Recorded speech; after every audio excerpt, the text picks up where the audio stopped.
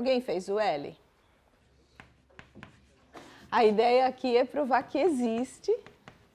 E, bom, para provar que existe, o que eu vou tentar usar é o teorema que diz que uma função limitada vezes uma que vai para zero, o limite dá zero. Só que ela está muito escondida lá, né?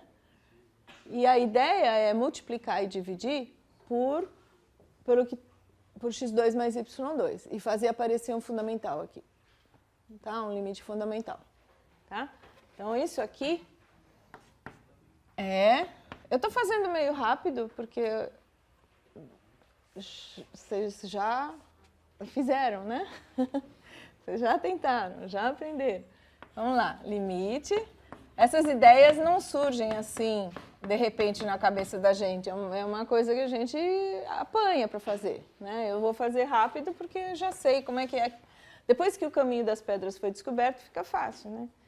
Então, o que eu vou fazer é escrever x ao cubo sobre x2 mais y2 mais seno de x2 mais y2 sobre x2 mais y2 e a mesma coisa aqui, y à quarta sobre x2 mais y2 mais seno de x2 mais y2 sobre x2 mais y2. Aí, este limite a gente sabe que vai para, que é 1. Esse é o fundamental, é seno de alguma coisa sobre a mesma coisa, quando essa coisa vai para zero, né? Isso daí a gente sabe que dá 1. Esse também vai dar 1, mas aí eu preciso saber quanto dá esse e quanto dá esse. Tá? Aqui vocês enxergam o que tem que fazer? Esse daqui a gente até já fez. Você separa o x, fica x... Bom, vamos lá. X ao cubo sobre x ao quadrado mais y ao quadrado é x vezes x ao quadrado sobre x2 mais y2, né? E aqui você tem uma função limitada vezes uma que vai para zero. E esse daqui, como é que fica? Y ao quadrado vezes... Bom, y à quarta sobre x quadrado mais y ao quadrado é y ao quadrado vezes y ao quadrado sobre x2 mais y2. Esta é limitada e essa vai para zero, né? Essa vai para zero. Essa é limitada e esta vai para zero. Então, quanto dá esse limite? Aí eu vou usar todas aquelas propriedades. Que o limite da soma é a soma dos limites, que o limite do quociente é o quociente dos limites quando o denominador não é zero. Então, aqui vai dar 0 mais 1 sobre 0 mais 1. Né? É 0 mais 1 sobre 0 mais 1. Tá bom? Mas esse é apesar de eu ter feito assim rapidinho, é um exercício bastante difícil, né? Porque não é uma ideia natural, né? Depois que a gente faz, até acha evidente, claro que tinha que fazer isso, mas você não descobre esse caminho assim tão simples, né? Eu estava pensando em fazer, talvez, o P. O P de tudo isso é o mais diferente. Então, vamos lá. 21P. É o limite, quando o xy tende a 0, 0, de e elevado a x quadrado y menos 1 sobre y ao cubo. Vocês notem que o denominador está indo para zero, né? Só que, quando eu me aproximo do 0, 0, o e se aproxima de 1, né? Fica e elevado a 0, fica 1 menos 1 sobre 0. Né, dá 0 sobre 0. Bom, nós vamos tentar provar que não existe. Eu também chutaria esse caminho. Então, para provar que não existe, eu tenho que achar dois caminhos que levem a limites diferentes. Um deles é bem simples.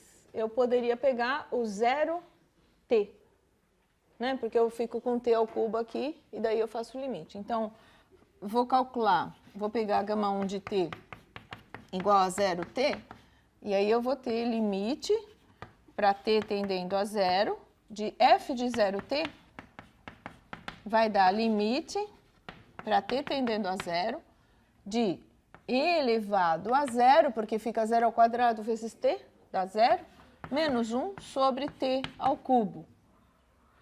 Isso aqui é 0, antes de fazer limite. Já anulou, né? Isso aqui é limite de 0. Quando t tende a 0, isso é 0. Tudo bem? Como é que eu vou procurar um outro caminho que não dê 0 ali? Né? Que caminho poderia ser? F, gama 2 de t, poderia ser o quê? Se a gente colocar t e t, vai ficar e elevado a t ao cubo menos 1 sobre t ao cubo. Vamos ver o que acontece? Porque olhando assim, não dá para ter certeza, mas vamos arriscar esse. Então, f de tt é e elevado a t ao cubo menos 1 sobre t ao cubo. Quando t se aproxima de 0, vai dar 0 sobre 0, certo? Mas aí, com uma variável, tem um teorema importante para me ajudar, que é o L'Hopital. Tá? Então, com uma variável, tem L'Hopital para ajudar. Com duas, não tem. Tem que ser com uma. Então, limite, quando t tende a 0, de f de t, por L'Hopital, bom, vamos escrever assim.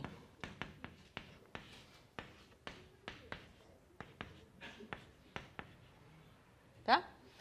Isso aqui é 0 sobre 0. Então, eu posso usar L'Hopital, que vai me dizer que é o limite da derivada da função que está em cima. A derivada dessa função aqui é quanto? Derivada da exponencial é ela mesma, vezes a derivada do que está no expoente, que é 3t². E no denominador dá 3t². Simplifica.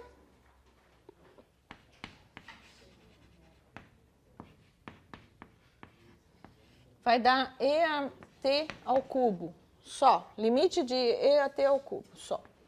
Porque o 3t² simplificou. E esse daqui dá 1. Então, o limite por este caminho deu 1, o limite pelo outro caminho deu 0, então o limite não existe. Tá? Bom, é isso, né? Eu pus...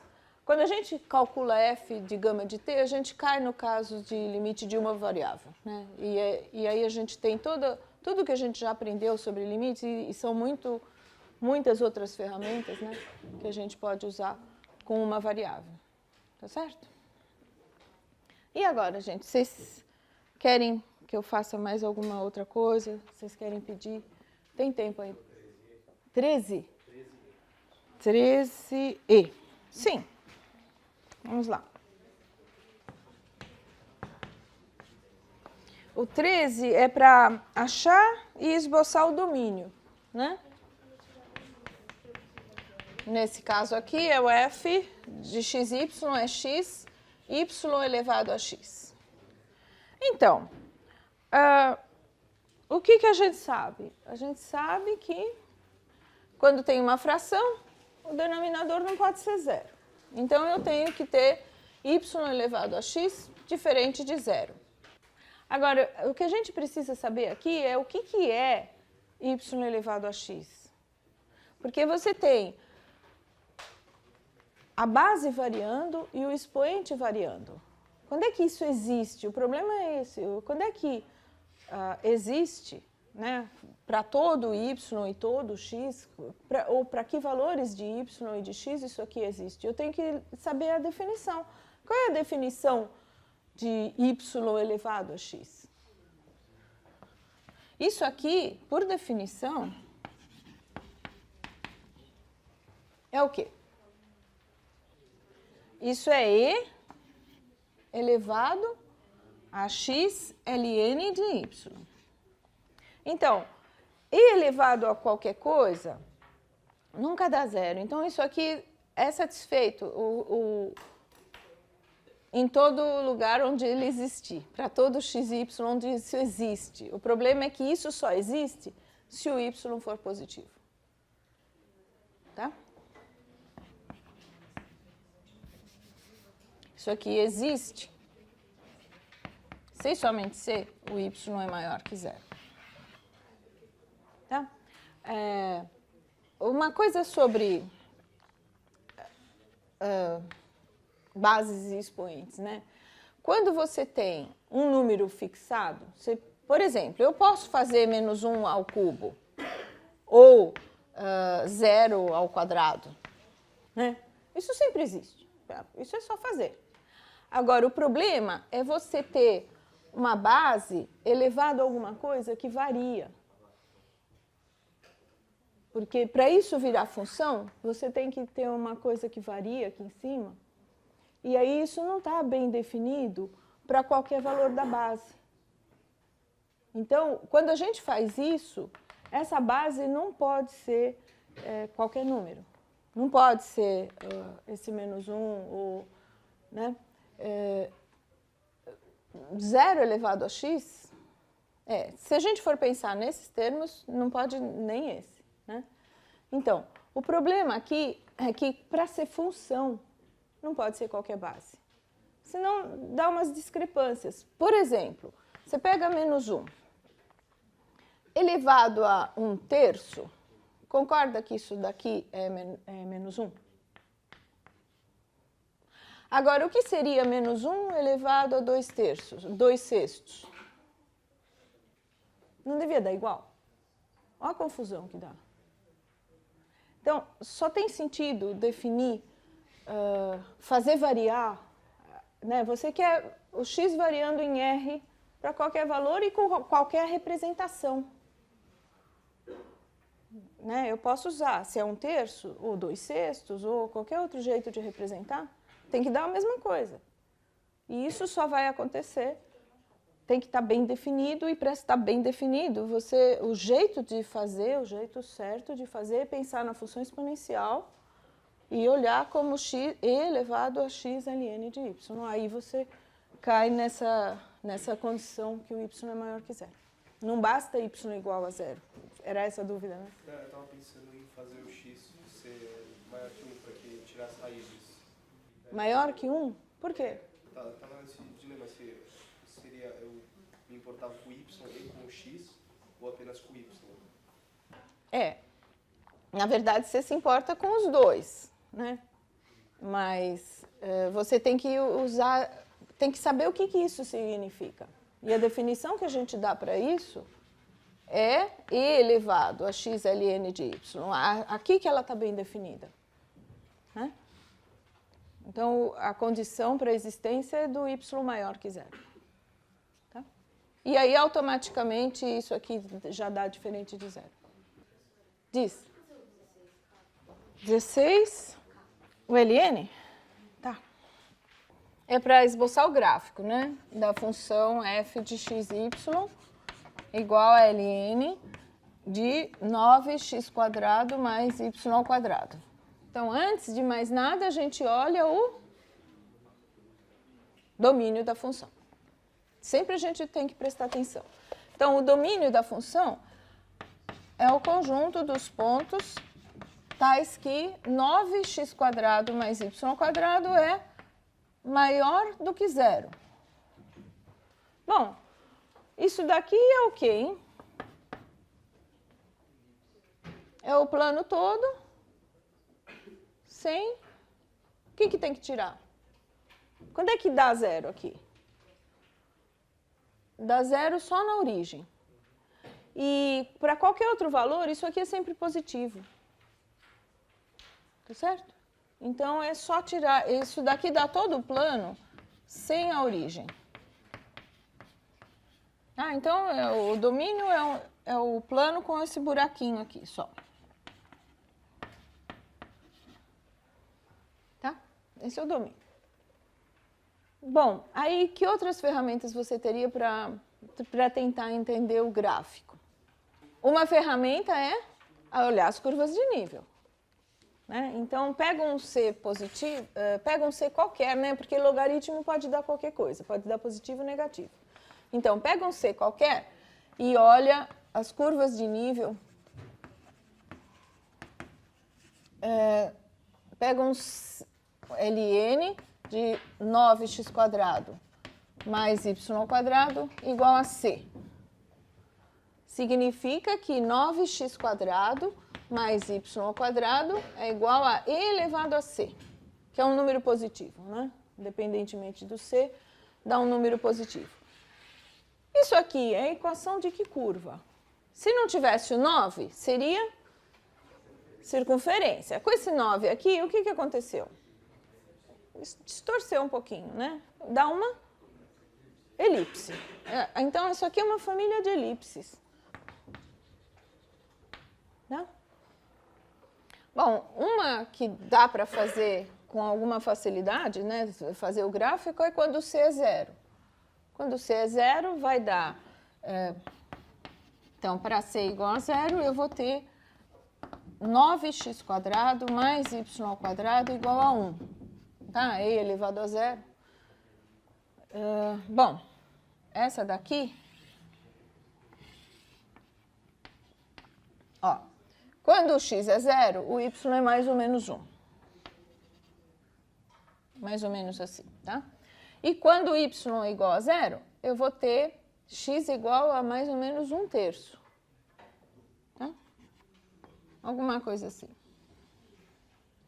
Essa seria o c igual a 1. Não, c igual a zero. Tá? As outras todas... Bom, conforme o C aumenta, o que acontece?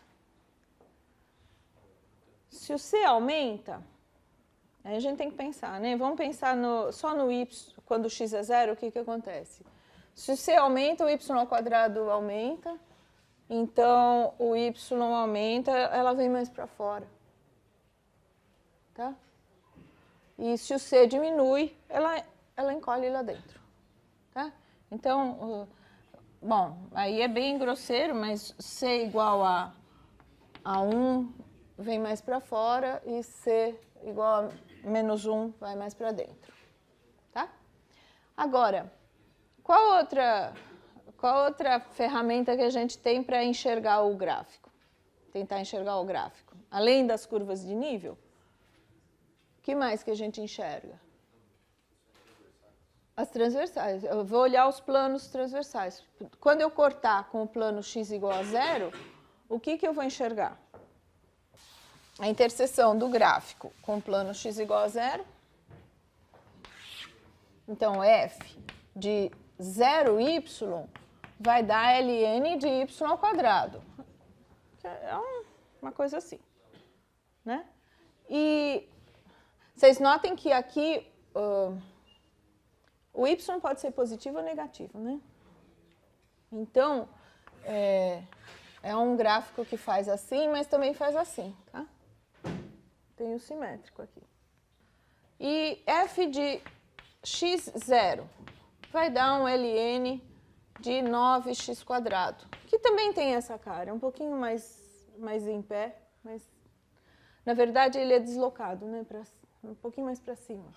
Né? Porque isso aqui é ln de 9 mais ln de x². Então, ele é parecido com esse, só que um pouquinho mais para cima. Mas o aspecto é o mesmo. Né? E aí, como é que desenha o gráfico em 3 dimensões? Quer dizer, desenhar bem desenhadinho, eu não sei, mas eu tenho uma vaga ideia, né? Como é que seria? Ó. Quando o nível é negativo, né, é uma elipse bem pequenininha. Né? E depois, conforme o C aumenta, quer dizer, quando a altura aumenta, você vai enxergando elipses cada vez maiores. Mas de perfil, ela se parece com um logaritmo. Então, um logaritmo aqui, ó. Está tendendo a encostar aqui no eixo Z. E aqui também, ó, tem um logaritmo, mais ou menos por aqui. E com umas elipsezinhas aqui, ó. Esta curva aqui é esta primeira. Tá? Essa primeira aqui é o 1. É 0, 1, 0. E esse aqui, o meu desenho não ajuda muito, mas esse aqui seria que ponto? É 1/3, 0, 0. Tá? E aí, conforme você vai aumentando o C, eu vou enxergar elipses maiores. E conforme o C diminui, aqui embaixo eu enxergo elipses. Os cortes transversais aqui são elipses pequenas, elipses maiores, mais abertas. Tá bom?